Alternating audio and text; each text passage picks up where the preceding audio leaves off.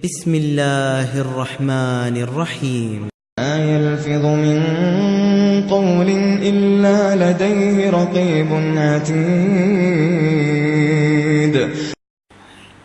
إن الحمد لله نحمده ونستعينه ونستغفره ونعوذ بالله من شرور أنفسنا ومن سيئات أعمالنا من يهده الله فلا مضل له ومن يضلله فلا هادي له وأشهد أن لا إله إلا الله وأشهد أن محمدا عبده ورسوله يا أيها الذين آمنوا اتقوا الله حق تقاته ولا تموتن إلا وأنتم مسلمون يا أيها الناس اتقوا ربكم الذي خلقكم من نفس واحدة وخلق منها زوجها وبث منهما رجالا كثيرا ونساء واتقوا الله الذي تساءلون به والأرحام إن الله كان عليكم رقيبا يا أيها الذين آمنوا اتقوا الله وقولوا قولا سديدا يصلح لكم أعمالكم ويغفر لكم ذنوبكم ومن يطع الله ورسوله فقد فاز فوزا عظيما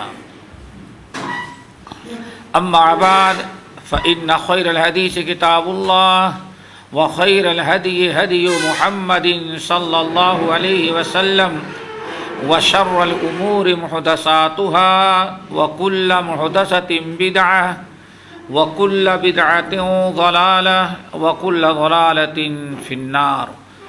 فاعوذ بالله السميع العليم من الشيطان الرجيم. بسم الله الرحمن الرحيم.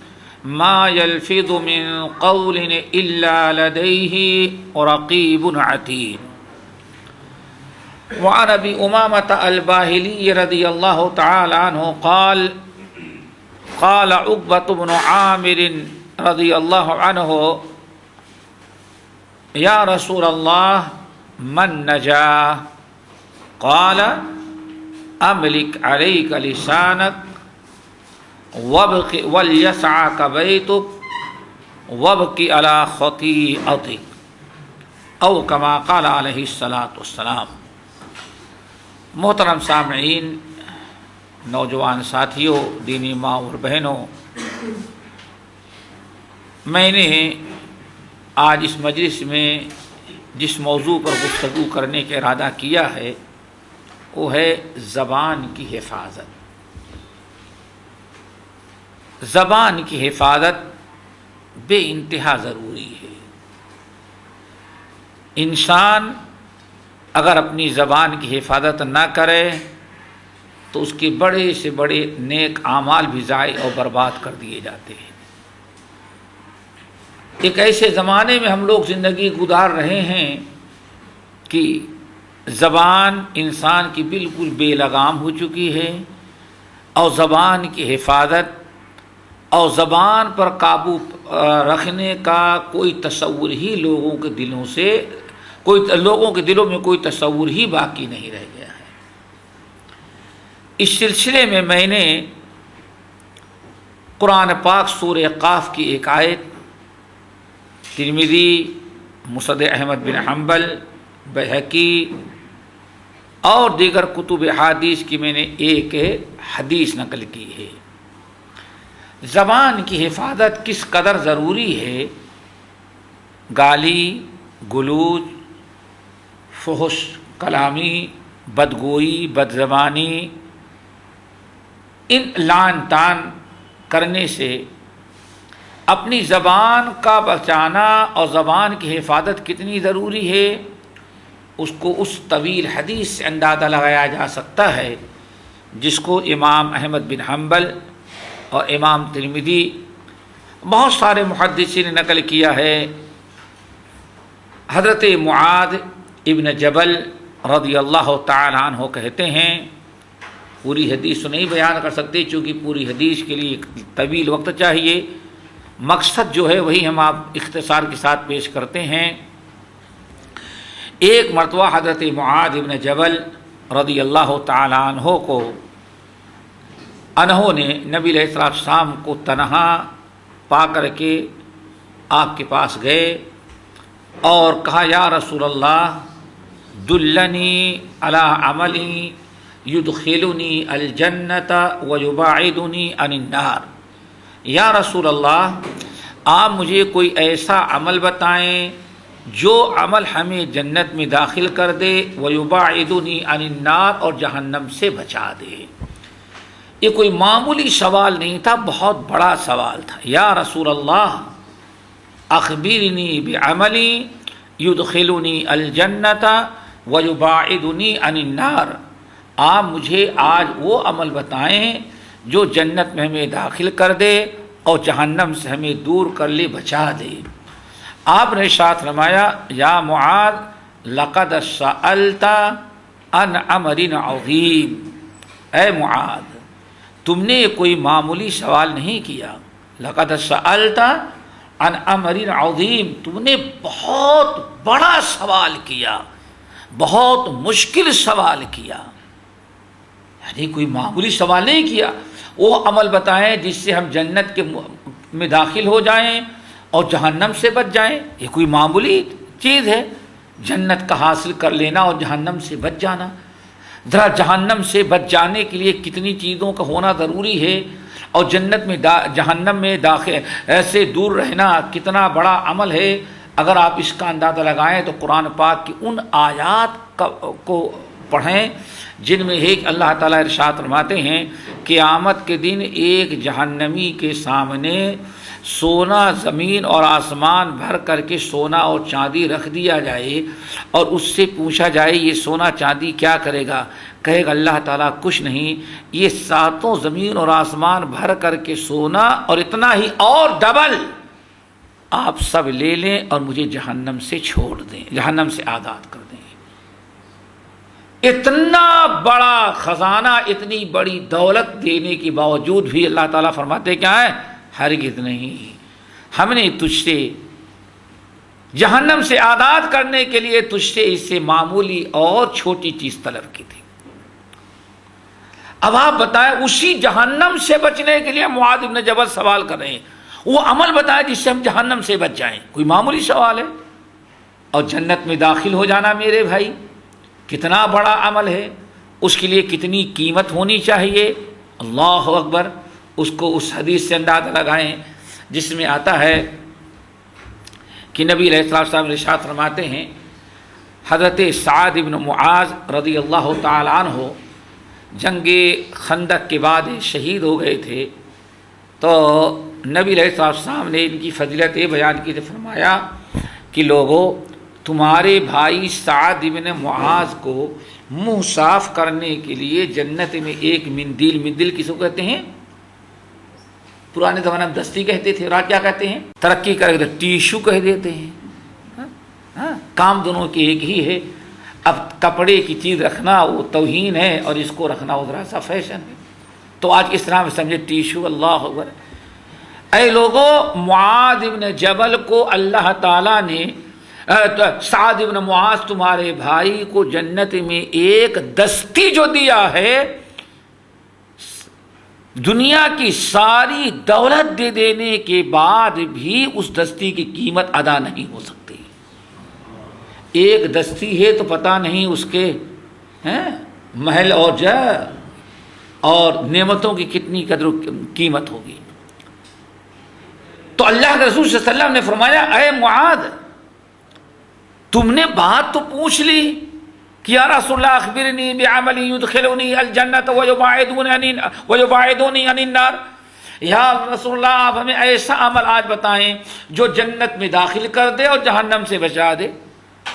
پوچھنے کے لیے تو دو جملے ہیں، لیکن سألت عن امر عظیم، تو نے بہت بڑا سوال کیا ہے اور تم نے بہت مشکل سوال کیا ہے۔ جنت میں داخل ہو جانا اور جہنم سے بچ جانا یہ کوئی آسان کام نہیں ہے، بہت مشکل کام ہے، لیکن وَإِنَّهُ لَيَسِيرٌ عَلَى مَنْ يَسَّرَهُ اللَّهُ تَعَالَى عَلَيْهِ، لیکن اللہ تعالیٰ جس کے لیے جنت کا دخول اور جہنم سے محفوظ رہنا اللہ تعالیٰ جس کے لیے آسان بنا دے اسی کے لیے یہ عمل آسان ہو جاتا ہے. اللہ تعالیٰ سے دعا کرو ہم سب کے لیے آسان بنا دے.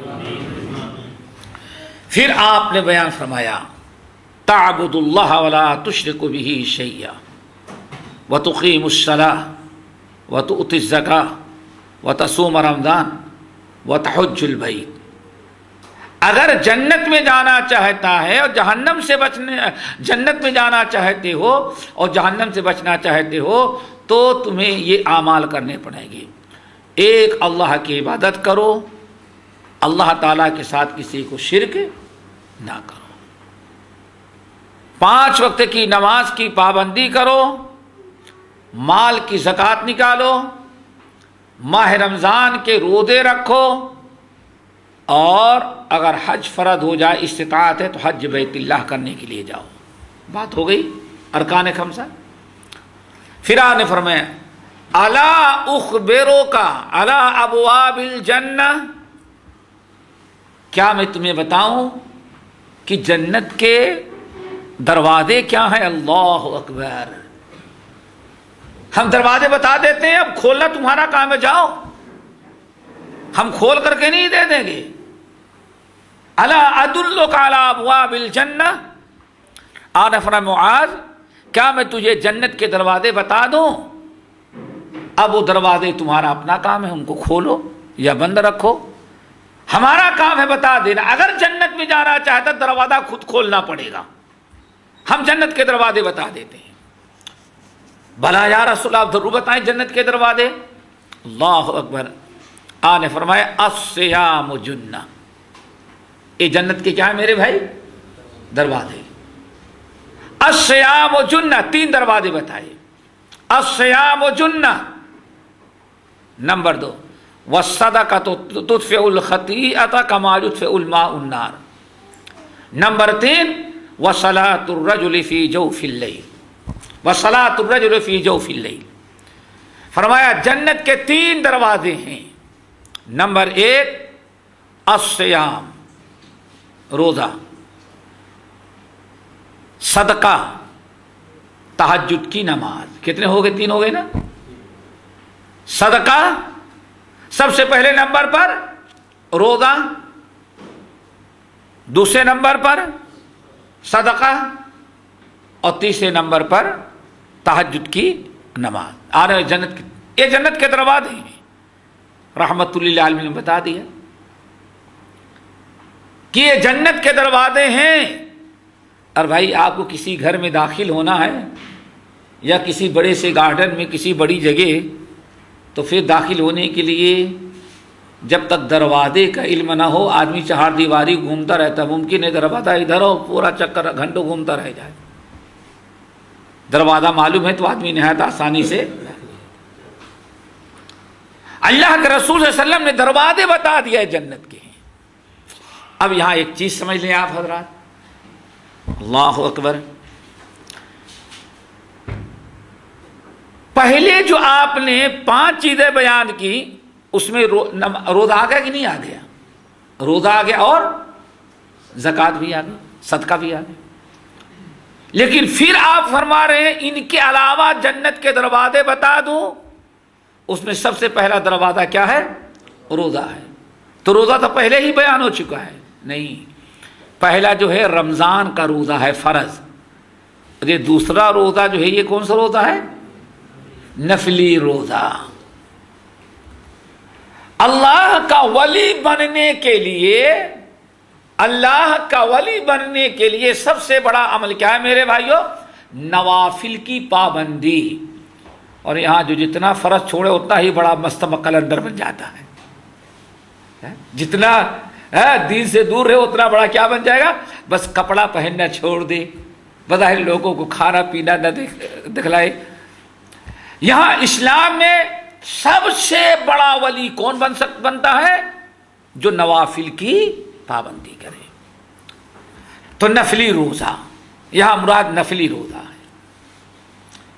عارف الصیام جنہ, روزہ جنت کا دروازہ بھی ہے اور جہنم سے بچنے کا ڈھال بھی ہے. اور 2 ہی سوال کیے تھے، جنت میں داخل ہو جاؤ، جہنم سے بچ جائیں۔ تو روزے کے اندر 2 خوبیاں ہیں، ایک تو جنت واجب اور دوسرے جہنم سے اجتناب اور پرہیز، بچ جاتا ہے آدمی۔ دوسرا ہے والصدقہ، تو صدقہ، یہاں بھی صدقے سے مراد زکوٰۃ پہلے آ چکی ہے، یہاں صدقے سے مراد کیا ہے؟ نفلی صدقات۔ پھر اللہ اکبر، جہنم سے بچنے کے لیے اللہ تعالیٰ کے غضب اور ناراضگی سے محفوظ رہنا شرط ہے۔ جس سے اللہ تعالیٰ ناراض ہوگا اس کو تو جہنم میں نہیں داخل کرے گا، اس کو تو جنت میں نہیں داخل کرے گا، وہ تو جہنم میں جائے گا۔ اب سب سے زیادہ اللہ تعالیٰ کے غصے کو ٹھنڈا کر دینے والا، ناراضگی کو ختم کر دینے والا جو عمل ہے وہ نفلی صدقہ اور خیرات ہے۔ اس لیے آپ نے فرمایا وَالصَّدَقَةُ تُطْفِئُ الْخَطِیئَةَ کَمَا یُطْفِئُ الْمَاءُ النَّارَ، جس طرح سے آگ پر پانی ڈال دیا جائے تو پانی آگ کو بجھا دیتا ہے، ایسے ہی انسان نفلی صدقہ کرے تو نفلی صدقے سے رب کا غصہ اور رب کی ناراضگی ویسے ہی ختم ہو جاتی ہے۔ نفلی صدقے سے اللہ تعالیٰ بے انتہا خوش ہوتے ہیں۔ اللہ اکبر، اللہ تعالیٰ ہم سب کو صدقہ کرنے کی توفیق نصیب فرمائے۔ نمبر 3 ابواب الخیر وصلاۃ الرجل فی جوف اللیل الاخیر، جب دنیا کے لوگ سوئے ہوں تو رات کی تاریکی میں آخری پہر اٹھ کر کے تہجد کی نماز پڑھنا۔ اللہ تعالی ہم سب کو تہجد کی پڑھنے کی توفیق نصیب فرمائے۔ لیکن ہم لوگوں کو یہاں فجر کی تکبیر تحریمہ نہیں ملتی تو تہجد تو بہت دور کی بات ہے، اور ساری چیزیں جو مشکل میں ڈالی ہیں وہ کیا ہیں؟ یہ گھروں کی آپ کی دیر تک جگنا، ٹی وی، انٹرنیٹ، نیوز، پتہ نہیں کیا کیا بلائے جب سے آ گئیں، انہوں نے اپنے اندر آپ کو اتنا مشغول کر لیا کہ فجر کی نماز باجماعت بھی نہیں ہو پاتی ہے۔ اللہ تعالیٰ اس بلا سے ہم تمام ساتھیوں کو بچا لے۔ کتنی محرومی ہے۔ آپ نے ارشاد فرمایا، فی قرآن پاک کی آیت تلاوت کی، تتجافا جنوبہم عن المضاجع يدعون ربهم خوفا وطمعا ومما رزقناهم ينفقون فلا تعلم نفس ما اخفي لهم من قرة اعين جزاء بما كانوا يعملون۔ ہمارے نیک بندے جو ہیں رات میں ان کے پہلو بستر سے الگ رہتے ہیں، وَمِمَّا رَزَقْنَاهُمْ يُنْفِقُونَ، اور جو ہم نے ان کو رزق حلال دیا اس سے برابر وہ صدقہ کرتے رہتے ہیں۔ اللہ فرماتے ہیں ہمارے جن بندوں نے 2 عمل کر لیا، نفلی صدقہ خیرات اور تہجد کی گزاری، تہجد کی پابندی، ان کو ہم کتنے عالی شان جنت میں رکھیں گے اور کتنے اعلیٰ درجے کی نعمتیں ہم نے لاکھوں ان کے لیے تیار کر رکھی ہیں۔ اللہ فرماتے ہیں فلا تعلم نفس ما اخفی لہم، کوئی نفس، کوئی انسان، کوئی جنات، کوئی نبی، کوئی پیغمبر، کوئی رسول، کوئی ولی، اللہ فرماتے ہیں سوچ ہی نہیں سکتا، اس کے وہم و گمان میں بھی نہیں آ سکتی وہ باتیں جتنی عالی درجے کی نعمتیں ہم نے ان کے لیے تیار کر رکھی ہیں۔ اللہ تعالیٰ سب کو جنت کا مستحق بنائے۔ یہ کیا ہے میرے بھائیو؟ ابواب الجنہ۔ پھر آپ نے فرمایا، ذرا غور سے سنتے جائیں، بتانا کیا چاہتے ہیں؟ بڑے بڑے اعمال۔ ابھی ارکان خمسہ گزرے، اور کون گزرے؟ ابواب الجنہ۔ اور آگے سنو، اب آؤ، الا اخبرکم، الا اخبروکا یا الا ادلوکا، الا ادلوکا برأس الامر وعمودہ وَذِرْوَةَ صَنَامِهِ، یہ بھی کتنے ہیں؟ 3۔ اے معاذ، کیا میں تمہیں بتاؤں؟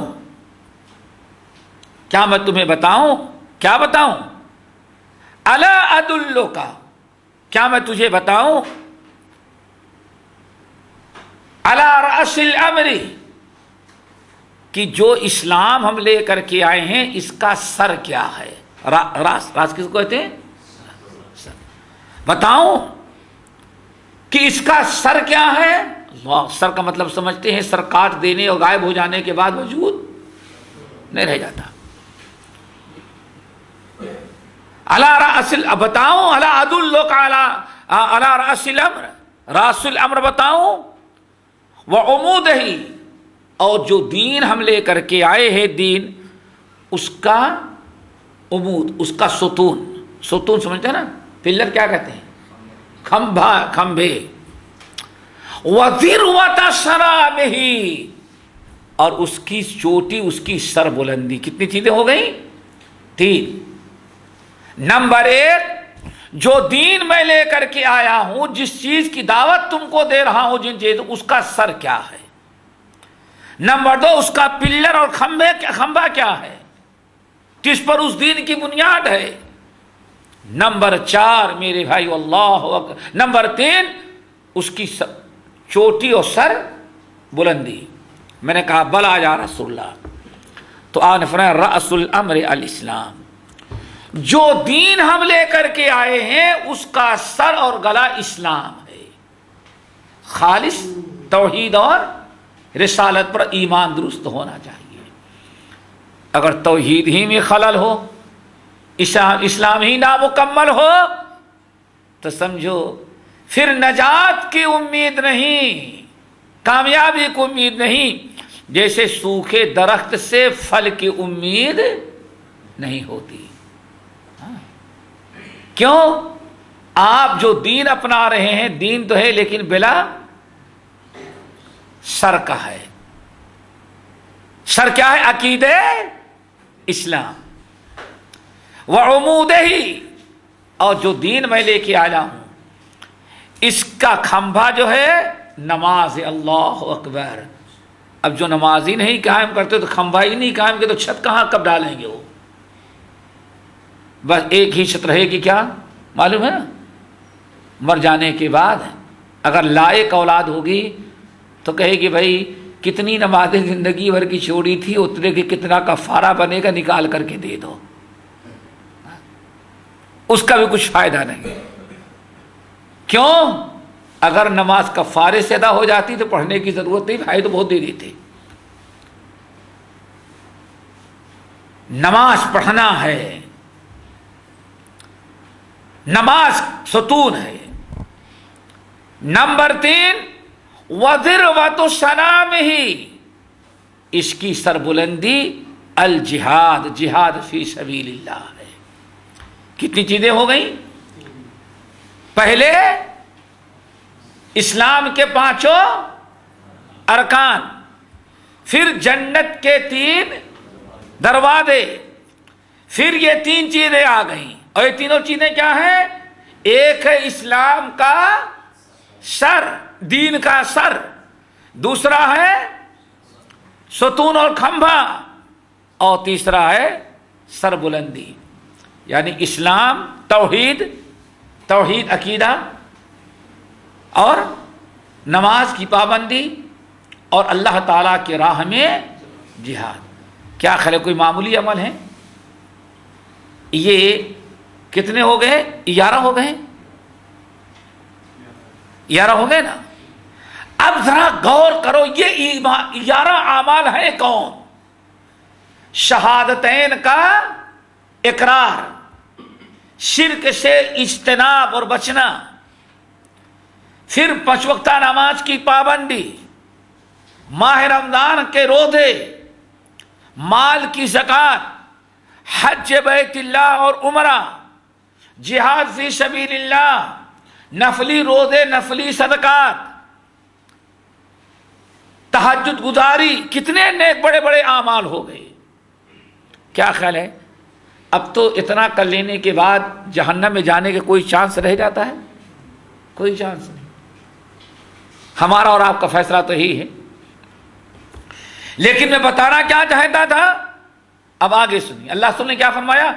الا اے معاذ، یہ 11 چیزیں تو میں نے بڑی چیزیں، بڑے بڑے اعمال 11 بتا دیے، لیکن الا ادلک بملاک ذلک کلی، تو کیا میں بتاؤں کہ یہ سارے تمہارے 11 قسم کے بڑے بڑے جو اعمال ہیں، یہ تمہیں کب عذاب قبر سے بچائیں گے، جہنم سے کب بچائیں گے، اور جنت میں کب داخل کرائیں گے؟ بتاؤ. ارے اتنے بڑے بڑے اعمال کر لینے پر بھی ابھی ایک شرط باقی رہ گئی ہے. سابقہ حیرت میں معاذ رہے، ارے یا رسول اللہ، ہم تو سن رہے تھے کہ آپ بتا رہے ہیں یہ سارے کی اور جنت میں پہنچ گئے اور جہنم میں داخل ہو گئے، لیکن اب تو آپ فرما رہے ہیں الا ادلک بملاک ذلک کلی، کیا میں بتاؤں کہ یہ ساری چیزیں کب تمہارے کام آئیں گی؟ اتنے سارے اعمال کرنے کے بعد کب تو جہنم سے بچے گا، اور یہ سارے اعمال کب تجھے جنت میں داخل کریں گے؟ بتاؤ. میں نے کہا بلا یا رسول اللہ. معاذ بن جبل کہتے ہیں جیسے میں نے کہا ضرور آپ بتائیں، تو نبی علیہ السلام نے اپنی زبان مبارک نکالے، فرمایا کف علیک لسانک، کف علیک لسانک. اگر یہ سارے 11 اعمال کر کے تو جنت میں جانا چاہتا ہے تو یہ سارے اعمال اس وقت تجھے تیرے کام آئیں گے جب تو اپنی زبان کی حفاظت کرے گا. اشارہ کیا ہے میرے بھائیوں؟ اگر زبان کے حفاظت نہ کیا تو یہ سارے اعمال تمہارے کام نہیں آئیں گے. اسی کے ساتھ اگر ہمیں حدیث سنا دوں تو اور میرے خیال سے بڑی اچھی بتانا چاہتے ہیں کہ بڑے سے بڑے اعمال بھی کب برباد ہو جاتے ہیں؟ جب انسان اپنی زبان کی حفاظت نہ کرے. اللہ اکبر. یہ بڑا عجیب مسئلہ ہے. وہ حدیث آپ ذرا سنیں کہ نبی اس میں آیا کہ نبی علیہ السلام کے زمانے میں ایک عورت کے بڑے روزے نماز کا تذکرہ کیا گیا. یا رسول اللہ، فلاں خاتون بہت روزہ رکھتی ہیں، بڑی عبادت گزار ہیں، بڑی نماز پڑھتی ہیں، بڑی اچھی ہیں. جس کو کہتے ہیں تعریف کا پل باندھ دیا محلے کے لوگوں سے. لیکن محلے کا ایک آدمی تھا، اس نے کہا یا رسول اللہ یہ سب سچی ہے، کوئی جھوٹ نہیں بول رہا ہے، جتنا بتاتے ہیں واقعی اتنی عبادت کرتی ہیں، لیکن تؤذی جارتها بلسانها، سب تو کرتی ہے لیکن زبان کی درست نہیں، صحیح نہیں ہے، اپنی زبان سے سارے پڑوسیوں کو تنگ کر دیتی ہے. وہ اللہ رسول نے فرمایا بس خیر ہی فی النار، وہ جہنم میں جائے گی. اس کی جتنی عبادتیں تم لوگوں نے بتایا کوئی عبادت اسے جہنم کی آگ سے نہیں بچا سکتی. میرے بھائیو، زبان، غیبت، چغلی، شکوہ شکایت، بد کلامی سے بچانا چاہیے. جب آپ نے فرمایا اے معاذ ان تمام چیزوں کا دار و مدار کس پر ہے؟ زبان کی حفاظت پر ہے. تو معاذ بن جبل بہت پریشان ہو گئے. یا رسول اللہ اِنَّا لَمُؤَاخَذُونَ بِمَا نَتَكَلَّمُ بِهِ، آپ کیا فرما رہے ہیں؟ کیا ہمارے زبان سے جو کچھ نکلتا ہے، ہمارے منہ سے جو کچھ الفاظ نکلتے ہیں، کیا ان پر اللہ تعالیٰ کے ہاں ہمارا مؤاخذہ ہوگا، ہماری پکڑ ہوگی؟ تو آپ نے کیا فرمایا؟ یا معاذ ثقلت کا امک، اے معاذ تمہاری ماں تم کو گم کرے. اللہ اکبر. تم نے کیا سمجھا ہے؟ حل یکب الناس علی مناخرہم یوم القیامت الا حصائد السنتہم او کما قال علیہ السلام. اے معاذ، اکثر لوگ قیامت کے دن حشر کے میدان میں منہ کے بل اونھے لٹا کر کے اور ٹانگیں پکڑ کر کے گھسیٹ کر کے جو جہنم میں پھینک دیے جائیں گے، ان میں سے اکثر کا جرم جو ہوگا وہ زبان کا جرم ہوگا. اس حدیث کو میں نے اس لیے بتایا، حدیث تو بڑی تشریح طلب ہے، گھنٹوں چاہیے اس کے لیے. اس بتانا یہ چاہتا تھا کہ بڑے سے بڑے اعمال بھی انسان کے بیکار چلے جاتے ہیں اگر وہ زبان کی حفاظت نہ کرے۔ اللہ اکبر۔ اللہ رب العالمین نے قرآن پاک سورہ قاف کی جو میں نے آیت تلاوت کی ہے، اس آیت میں اللہ تعالیٰ نے تمام لوگوں کو اسی بات سے ڈرا ہے، فرمایا ما یلفظ من قول الا لدیہ رقیب عتید۔ اے میرے بندو، زبان ذرا سنبھال کر کے استعمال کرنا، گالی گلوچ نہیں کرنا، غیبت چغلی نہیں کرنا، بے حیائی اور فحش کلامی نہیں کرنا، بد زبانی بدگوئی نہیں کرنا، باپ زبان کو ذرا سنبھال کر کے استعمال کرنا۔ کیوں؟ تم کہنے والے تو کہہ گئے، لیکن ما یلفظ من قول الا لدیہ رقیب عتید، یہ نہ سمجھنا کہ ہم نے کہہ دیا بس بات گزر گئی۔ تمہاری زبان سے جو کچھ نکلتا ہے ہمارے ہاں اس کو ریکارڈ کر لیا جاتا ہے، اور قیامت کے دن تمہارے سامنے اس کو پیش کر دیا جائے گا۔ اللہ اکبر۔ ذرا اس حدیث کو خیال کریں، معراج والی حدیث کو، معراج والی حدیث کو، کہ نبی علیہ السلام فرماتے ہیں جب اللہ تعالیٰ ہمیں جنت اور جہنم کی سیر کرایا تو بہت عجائبات دیکھے۔ آپ فرماتے ہیں ایک ایسی جگہ میں مجھے لے کے گئے جہاں ایک پتھر ہے، پتھر میں چھوٹا سا سوراخ ہے، اور ایک بہت بڑا بیل جو ہے اس سوراخ میں گھسنے کی کوشش کر رہا ہے، بہت کوشش کر رہا ہے بیل کی کسی بھی صورت سے اس سوراخ میں گھس جائے۔ اللہ اکبر۔ بے انتہا گھسنا چاہتا ہے، لیکن آپ فرماتے ہیں بیل گھس نہیں پا رہا ہے، لیکن کوشش برابر کر رہا ہے۔ میں نے پوچھا جبرائیل یہ بیل کیوں اس سوراخ کے اندر گھس رہا ہے؟ جبرائیل امین نے کہا یہ قیامت تک یہ گھس نہیں سکتا۔ یہ کیا ہے؟ آپ نے فرمایا آپ کو دکھایا جا رہا ہے، ایک مثال دی جا رہی ہے کہ جس طرح سے اس چھوٹے سے پتھر کے سوراخ میں، اتنے بڑے پتھر کے چھوٹے سے سوراخ میں اتنا بڑا بیل نہیں گھس سکتا، داخل ہونا ناممکن ہے، ایسے ہی آدمی کی زبان سے بات نکل جاتی ہے تو بات کا واپس لینا ناممکن ہوا کرتا ہے۔ زبان کی ذرا حفاظت کرو۔ جو حدیث میں نے پڑھی ابو امامہ الباہلی رضی اللہ تعالیٰ عنہ کی، کہتے ہیں میں نے کہا یا رسول اللہ من نجا، اور ایک مسند احمد بن حنبل کی ایک روایت ہے یا رسول اللہ بما نجات المؤمن، آپ بتائیے کہ مومن کو نجات کیسے ملے گی؟ اللہ اکبر۔ یا رسول اللہ بما نجات المؤمن، مومن کو نجات کیسے ملے گی؟ عذاب قبر، عذاب نار، عذاب جہنم، عذاب حشر، آخر اتنے خطرناک مراحل جو آ رہے ہیں، آپ بتائیے کہ مومن کو یہ سارے خطرناک مراحل اور عذابوں سے نجات کیسے ملے گی؟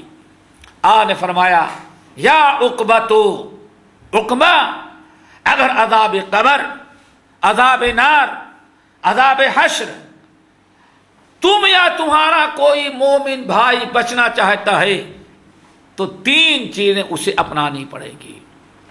جب تک یہ تین چیزیں کوئی مسلمان اپنے اندر نہیں پیدا کرے گا، دنیا کی کوئی طاقت، کوئی عمل اسے جہنم کے عذاب سے نہیں بچا سکتی۔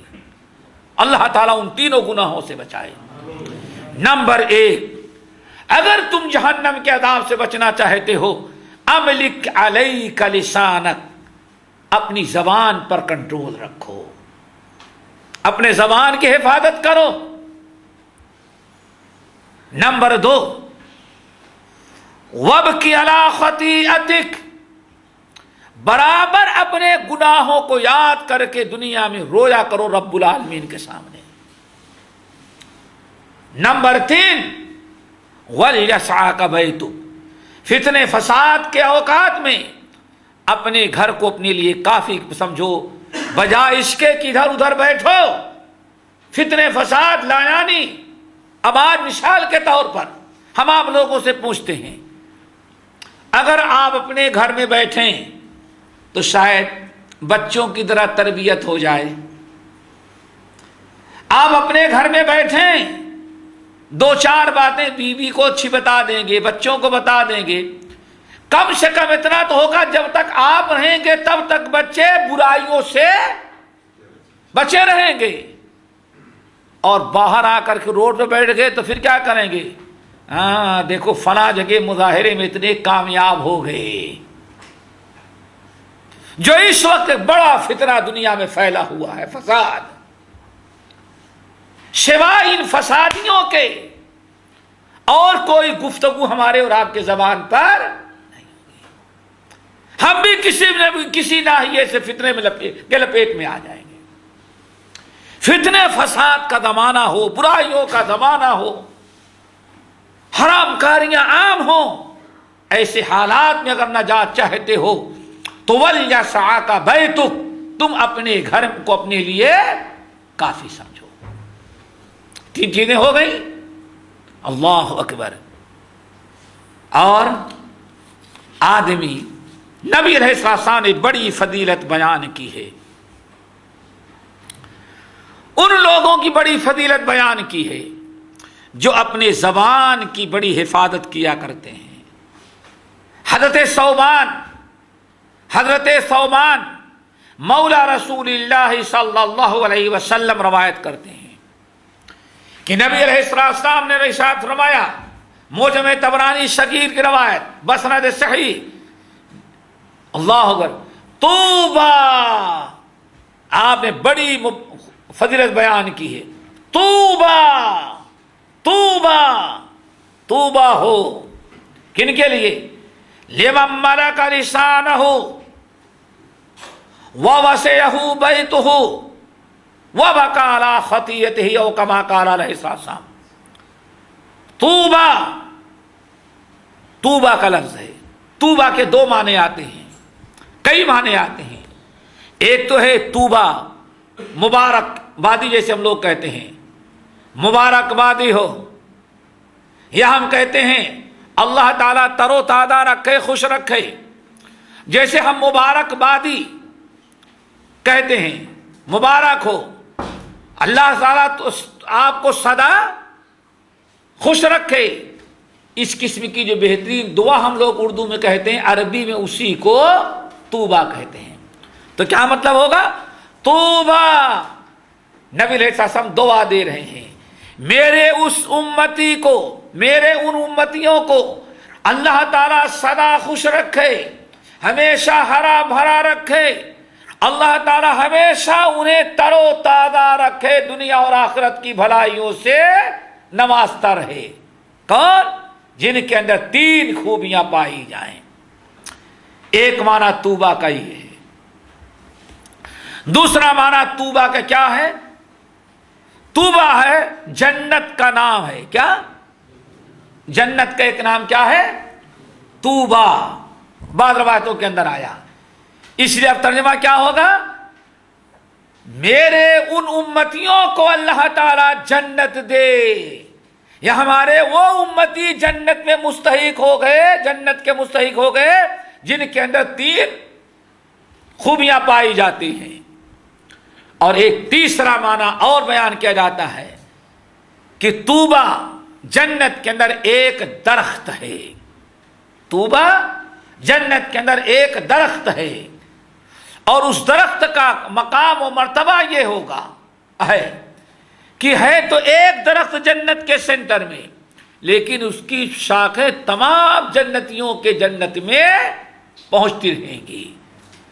آپ نے ارشاد فرمایا، جب بھی کوئی جنتی کپڑا بدلنا چاہے گا اور کہیں جانے کے لیے تیار ہونا چاہے گا تو طوبیٰ درخت کی ایک شاخ اس کے سامنے آئے گی، اس میں بہترین قسم کے نئے کپڑے، جیسے کپڑوں کو نہ کبھی کسی نے پہنا ہوگا، نہ کبھی کسی نے دیکھا ہوگا، نہ کسی نے سنا ہوگا، اسی میں لٹکے ہوئے آئیں گے جنتی، پرانے کپڑے کو اتار کر کے وہ نئے کپڑے پہن کر کے پھر جائے گا، اور جب جانے کے لیے تیار ہوگا تو بہترین قسم کی سواری فرشتہ لے کر کے جنت کے باہر کھڑا ہوگا۔ اس درختوں کو طوبہ کہا جاتا ہے۔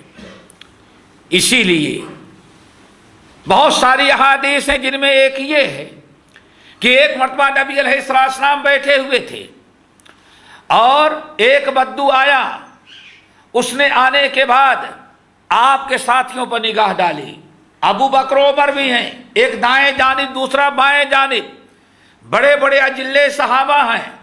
اس نے کہا طوبا یا رسول اللہ، طوبا لمن رآک وآمن بک، یا رسول اللہ صلی اللہ علیہ وسلم، وہ انسان بڑا خوش نصیب ہے جس نے آپ کو اپنی آنکھوں سے جو اپنی آنکھوں سے دیکھا اور دیکھ رہا ہے اور آپ پر ایمان لایا۔ اشارہ کیا تھا؟ ساتھ بیٹھنے والوں پر کے بارے میں ان کی طرف اشارہ تھا۔ آپ نے فرمایا طوبا ثم طوبا ثم طوبا لمن آمن بی ولم یرنی۔ فرمایا اے بدو تم نے بالکل درست کہا، طوبا لمن آمن بی ورآنی، طوبا ہے اس کے لیے جس نے مجھ کو دیکھا اور مجھ پر ایمان لایا۔ لیکن پھر آپ نے فرمایا طوبا طوبا ثم طوبا ثم طوبا لمن آمن بی ولم یرنی۔ طوبا ہو، پھر طوبا ہو، پھر تیسری مرتبہ طوبا ہو ان ہمارے امتیوں کے لیے جو ہم پر ایمان لائیں گے لیکن انہوں نے ہم کو دیکھا نہیں۔ پھر آپ نے فرمایا میاں معلوم ہے طوبا کس کو کہتے ہیں؟ کہا نہیں۔ تو آپ نے فرمایا طوبا شجرۃ فی الجنہ، طوبا جنت میں ایک درخت کا نام ہے۔ تو بہرحال آپ فرماتے ہیں طوبا، طوبا ہو اس شخص کے لیے جو اپنے اندر 3 نیکیاں پیدا کر لے۔ نمبر 1 لمن ملک لسانہ، پہلا عمل کیا ہے؟ جو انسان اپنے زبان کی حفاظت کر لے۔ کس سے؟ گالی سے، گلوچ سے، چغل خوری سے، لان تان سے اور بد زبانی سے۔ کس سے میرے بھائیو؟ کیوں؟ بہت سارے بڑا طبقہ ایسا ہے گالی کو برا سمجھتے ہیں لیکن بد زبانی کو برا۔ بد زبانی کیا؟ اپنی بیوی کے ساتھ، اپنے نوکر کے ساتھ، اپنے خادم کے ساتھ، اپنے دوست احباب کے ساتھ بد زبانی کرتا ہے، گالی نہیں دیتا لیکن بد زبانی کرتا ہے، بے حیائی کی باتیں کہہ رہا تھا۔ ہاں اللہ اکبر۔ سوال یہ ہے یہ بھی زبان کی حفاظت کے خلاف، یہ بھی بری چیز ہے۔ کیوں؟ اللہ اکبر۔ ذرا صحیح مسلم کو اس حدیث پر نگاہ ڈالو جس کے اندر اللہ کے ارشاد فرماتے ہیں ان الرجل لا يتكلم بالکلمہ، ایک میرا امتی مسلمان اپنی زبان سے عمل کرتے کرتے وہ بالکل جنت کے قریب پہنچ چکا رہتا ہے، لیکن جنت کے قریب پہنچ جانے کے بعد بھی اپنی زبان سے کوئی ایسا کلمہ ادا کر دیتا ہے، ایسی بات کہہ دیتا ہے اور اس کو احساس بھی نہیں ہوتا کہ میں نے کتنی بری بات کہہ دی، اسے احساس تک نہیں، اس کو بالکل وہ معمولی سمجھتا ہے۔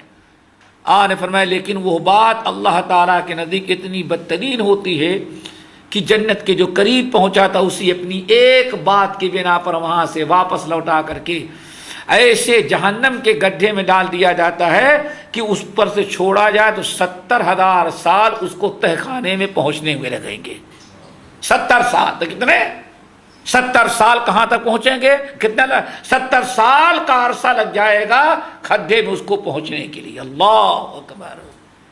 ایک بات انسان کو احساس نہیں، اس سے اندازہ لگائیں کہ ہاں ہم ممکن ہے کہ غیروں کو تو نہ کہیں، اپنوں میں بیٹھے بیٹھے جو بد کلامی کر رہے ہیں، اللہ اکبر، یہ زبان سے بد کلامی ہو کیوں میرے بھائی؟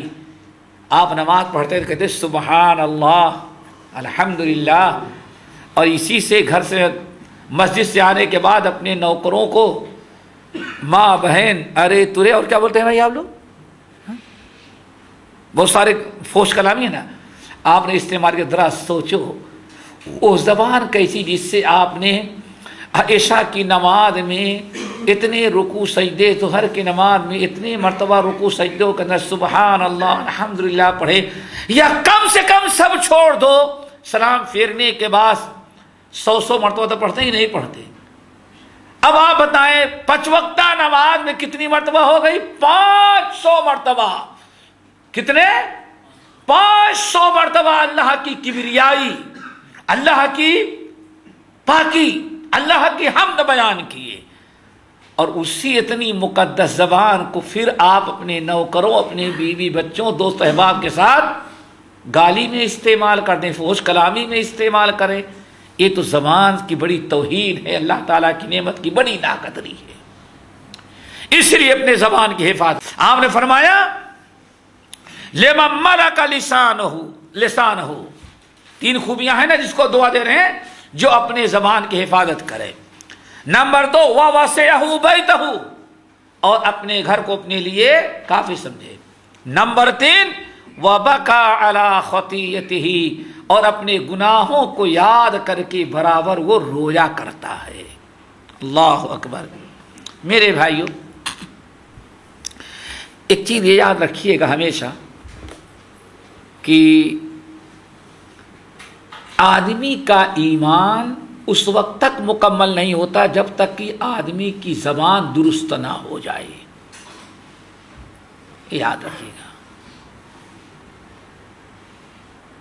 آدمی کا ایمان اس وقت تک مکمل اور درست نہیں، آدمی اس وقت تک مومن نہیں بن سکتا جب تک کہ آدمی کی اپنی زبان درست نہ ہو جائے۔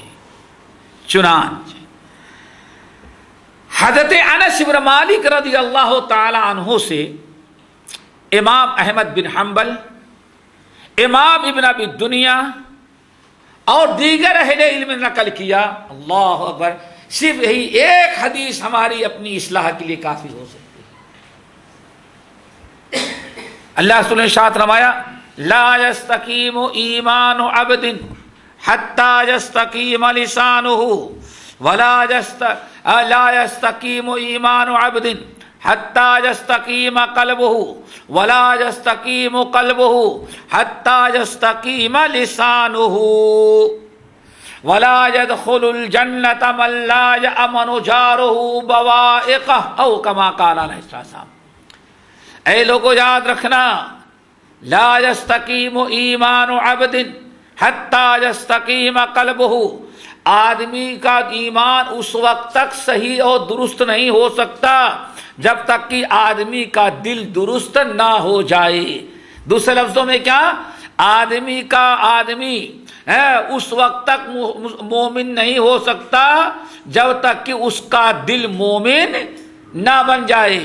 لا یستقیم ایمان عبد، کسی بندے کا ایمان اس وقت تک درست نہیں ہوتا جب تک کہ اس کا دل درست نہ ہو جائے۔ دل درست کیسے ہو جائے؟ دل میں نفاق نہ ہو، شرک نہ ہو، کفر نہ ہو، برائیوں کی محبت نہ ہو، اپنے مومن بھائیوں کے متعلق حسد، کینہ، کپٹ، بغض و اراد نہ ہو۔ مومن بننے کے لیے ضروری ہے کہ آپ کا دل بھی ان تمام چیزوں سے پاک ہو۔ نمبر 3 آگے آپ کیا فرماتے ہیں؟ ولا یستقیم قلبہ ولا یستقیم قلبہ حتی یستقیم لسانہ، اور آدمی کا دل اس وقت تک درست نہیں ہو سکتا جب تک کہ اس کی زبان سیدھی اور درست نہ ہو جائے۔ ہم تو کیا کہتے ہیں؟ بس زبان سے کچھ بھی نکال دیتا ہے لیکن دل کا بڑا اچھا ہے. اگر اچھا ہو تو اللہ رسول کیا فرماتے ہیں؟ نہیں، دل خراب ہے اس لیے زبان بھی درست نہیں. اللہ اکبر. یہ کہاں کی حدیث ہے؟ مسند امام احمد بن حنبل کی. علامہ البانی رحمۃ اللہ صحیحہ کے اندر نقل کرتے ہیں. کتنی پیاری حدیث. اللہ اکبر. لا یستقیم ایمان عبد حتی یستقیم قلبہ ولا یستقیم قلبہ حتی یستقیم لسانہ. آدمی مومن نہیں ہو سکتا، سیدھا مومن نہیں، سیدھا آدمی درست نہیں ہو سکتا جب تک کہ اس کا دل درست نہ ہو جائے، اور آدمی کا دل درست نہیں ہو سکتا جب تک کہ زبان درست نہ ہو جائے. پھر آگے اللہ اکبر. ولا يدخل ولا يأمن جارہ اور ولا يدخل الجنت، اور کوئی بندہ اس وقت تک جنت میں داخل نہیں ہو سکتا جب تک کہ اپنے زبان اور ایذا اپنی زبان اور ہاتھ کے شر سے اپنے پڑوسی کو محفوظ نہ رکھے. اللہ اکبر. ایک چیز اور آخر میں بتا دیں. اللہ اکبر. لقد کان لکم فی رسول اللہ اسوۃ حسنہ. اللہ اکبر. کسی نے آ کر کے پوچھا حضرت عائشہ رضی اللہ تعالیٰ عنہ سے کہ یار اللہ کے رسول کے اخلاق کیسے تھے؟ اللہ اکبر. تو ام المؤمنین نے کیا بیان فرمایا؟ ما کان فاحشا ولا متفحشا. نبی کے اخلاق کے بارے میں کیا پوچھتے ہو؟ جو کچھ قرآن میں ہے نبی کے عمل میں سب کچھ وہی تھا، وہی آپ کا اخلاق تھا. قرآن پاک نے کیا کہا؟ وَقُولُوا لِلنَّاسِ حسنا. لوگوں کو اچھی باتیں کرو. تو اللہ کے نبی علیہ السلام کا معاملہ یہ تھا ما کان فاحشا. نبی زندگی میں کبھی بدزبانی کرتے ہی نہیں تھے. یعنی ترجمہ غلط ہو جائے گا، بلکہ کیا کہنا چاہیے؟ ما کان فاحشا. نبی علیہ السلام ذرہ برابر بد زبان تھے ہی نہیں. بد زبانی سے کوئی واسطہ نبی کا تھا ہی نہیں. اللہ یہاں تک کی ولا متفحشا. لوگوں کبھی تو تم آپس میں بیٹھتے ہو تو بے تکلفی میں اپنے دوست اور احباب اور اپنی بیوی بچوں کے ساتھ غلط زبان استعمال کر لیتے ہو، اور ہمارے نبی کا کمال یہ تھا کبھی بطور مذاق اور تکلف کے بھی اللہ کے رسول نے بد زبانی کیا ہی نہیں. اللہ اکبر. پھر آپ نے ارشاد رہا وہ بھی سن لو. آپ نے ارشاد فرمایا ما کانت الفحش فی شیء. اللہ اکبر. یہ آخری حدیث یاد کر لو. میں سمجھتا ہوں یہ بھی ہماری عبرت اور نصیحت کے لیے کافی ہے. اللہ اکبر. کیا فرماتے ہیں حضرت انس بن مالک رضی اللہ تعالیٰ عنہ کی روایت امام بخاری الادب المفرد میں، امام ترمذی، امام ابن ماجہ، امام احمد بن حنبل اور امام ابن حبان یہ سارے محدثین نقل کرتے ہیں. انس بن مالک رضی اللہ تعالیٰ عنہ نے کہا کہ ما کان الفحش فی شیء الا شأنہ. اے لوگو، اللہ رسول فرماتے اے لوگو یاد رکھو جس انسان کی زبان بد ہو جائے، جس انسان کی زبان پر بے حیائی کی باتیں آئے، جو انسان بدگوئی بد زبانی کرتا ہو، انسان کتنا بھی اچھا ہوگا لیکن اس کی بد زبانی اس کو عیبدار بنا دیتی ہے. چنانچہ ہمارے بھائی بیٹھے، میں سمجھتا ہوں ہماری مجلس میں واللہ سب سے بڑے بزرگ ہوں گے یہ ماشاءاللہ. داڑھی بھی دیکھو، نورانی چہرہ بھی دیکھو، عبادت بھی دیکھو. آج ہم 15-20 سال سے جانتے ہیں ان کو. ابھی دیکھنے کے بعد ہر آدمی ان سے محبت کرے گا، لیکن یہی اگر اپنے تمام زہد و تقوی کے ساتھ بد زبان بن جائیں پھر کوئی طرح صاحب بڑے نیک ہیں. میں نے کہا نیک تو بہت ہے لیکن ان سے بڑا بد زبان محلے میں کون ہے؟ ذرا دیکھو، ہزاروں نیکیوں کو ایک برائی نے عیبدار بنا دیا. ہزاروں خوبیاں ان کے اندر ہیں، تہجد گزار ہیں، داڑھی میں قینچی نہیں لگائی آج تک، ایک مال کاٹا نہیں، روزہ رکھتے ہیں، ساری چیزیں ہیں، لیکن کیا کہیں گے؟ ارے بھائی سب کچھ اچھا ہے لیکن زبان کتنی درست ہے. ذرا دیکھا کبھی کتنا بد زبان ہے؟ بیٹھ کر کے دیکھو، بات کر کے دیکھو. اللہ اکبر. انسان کے اندر ہزاروں خوبیاں ہیں لیکن بد زبانی جو ہے انسان کو اس کے ساری نیکیوں پر پانی پھیر دیتی ہے. اور تجربہ کرو، ایک انسان 1000 کوتاہیاں اس کے اندر ہوں، لیکن ذرا زبان کا درست ہو تو کیا کہتے ہیں بھائی اعمال تو کیسے بھی ہوں، ہم بھی جانتے ہیں کہ انسان ہے، اللہ اکبر، لیکن بھائی دیکھو زبان بڑی اس کی بیچارے کی سیدھی ہے، یعنی اس کے اندر اس کی زبان سیدھی ہے تو 1000 برائیوں کے باوجود بھی آدمی کہتا ہے بھائی ان آدم کی اولاد سے تو غلطی ہوتی ہے، لیکن زبان ذرا دیکھو کہ اخلاق و زبان کتنا اچھا ہے.